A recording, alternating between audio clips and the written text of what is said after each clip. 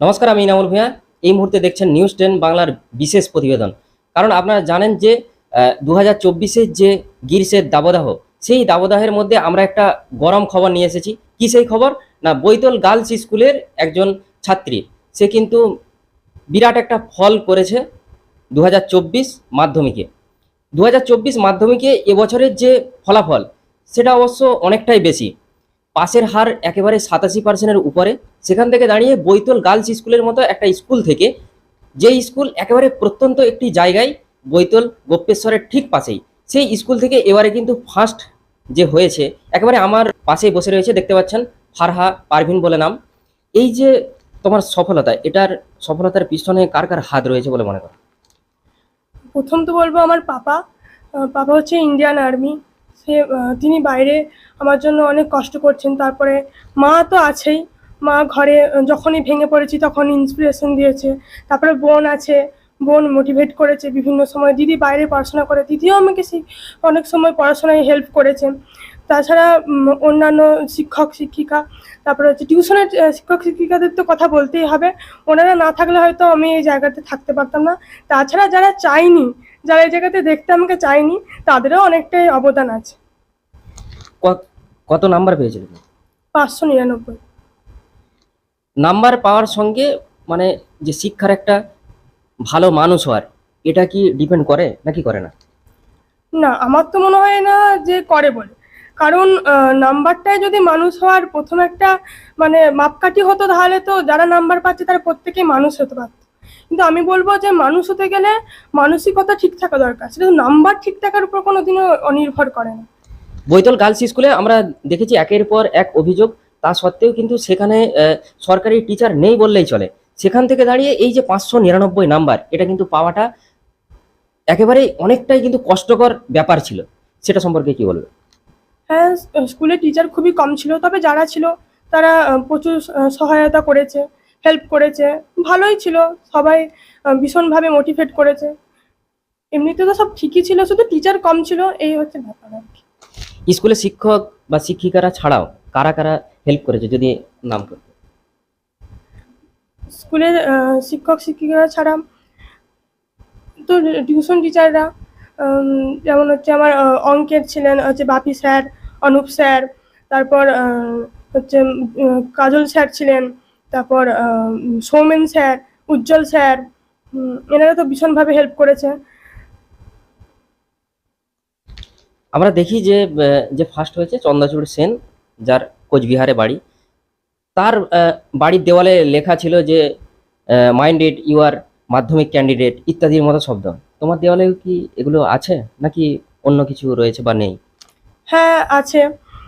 যেমন একটা আছে যে 90% মার্কস লাওগে তো ঘাড়ি বারনা ঝাড়ি, এরকম আছে একটা। কত শতাংশ নাম্বার হয়েছে? 85% এরকম। যখন প্রথম শুনলে যে বৈতল গার্লস স্কুলের মতো একটা স্কুলে তুমি ফার্স্ট হয়েছে, তখন কেমন অনুভূতি হয়েছিল? ভালোই লেগেছিল, খুব ভালো লেগেছিল। কারণ আমার ফ্যামিলির সবাই খুশি, বাবা খুশি, সবাই সবাই অত্যন্ত খুশি ছিল, তাই ভালোই লেগেছে। আগামী প্রজন্মকে কি বার্তা দেবে? আগামী প্রজন্মের ব্যাপারে আমি এটাই বলবো যে আমি এত আহামরিও কিছু ফল করে ফেলিনি।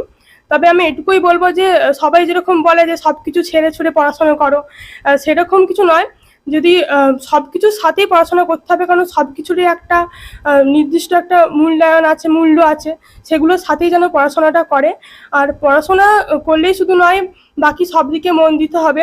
এছাড়া শুধু বইয়ের দিকে নয়, বাইরের বিভিন্ন জগৎ থেকে শিখতে হবে। এটাই আর কি। পড়াশোনা ছাড়াও আর কি কি করা হয়? পড়াশোনা ছাড়া ওই তো গান করা হয় একটু আধটু।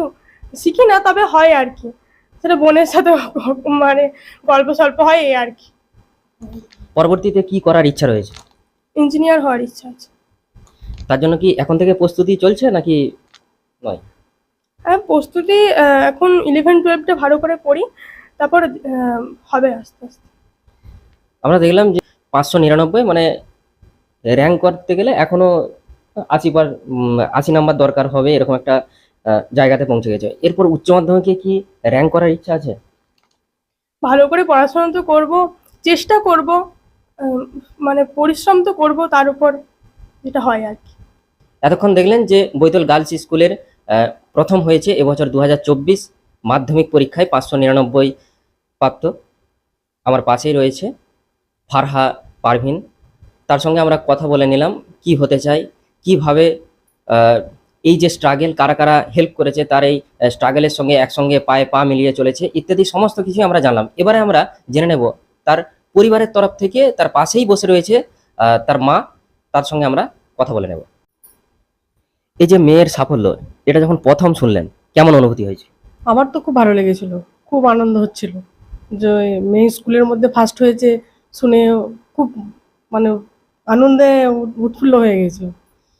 আমরা একটা কোশ্চেন কিন্তু করতে ভুলে গেছি যে সে কত ঘন্টা সে পড়াশোনা করতো, কিন্তু তাকে জিজ্ঞাসা না করে তার মা, যেহেতু পরিবারের মধ্যেই থাকেন সব সময়, তার মাকে আমরা জিজ্ঞাসা করবো এই যে আপনার মেয়ে 599 নাম্বার নিয়ে এসেছে, তার জন্য কত ঘন্টা করে পড়াশোনা করতে হয়েছে? তো মেয়ের কোনো টাইম মেনশন ছিল না, ও টিউশনের মাঝে যে সময়টুকু পেত নিয়ে সেই সময়টুকুর মধ্যে পড়াশোনা করতো। যখন মনে ইচ্ছে হতো যে পড়তে বসি, সেই সময় পড়ে নিত।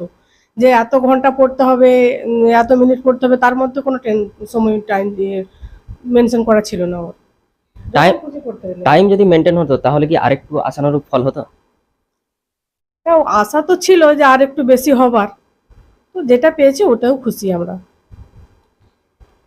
মেয়ে মেয়ের যখন প্রথম রেজাল্ট শুনলেন, তার জন্য বিশেষ খাবার দাবার কি রেখেছিলেন? হ্যাঁ, মিষ্টি ছিল। তারপরে আত্মীয়দের মনোভাব কি বুঝছেন? আত্মীয়রাও খুবই খুশি। আমার বাবা মা, তারপরে বাবা, শ্বশুর শাশুড়ি, মানে ঠাকুমা দাদু, যেখানে যা আত্মীয় স্বজন আছে সবাই খুশি।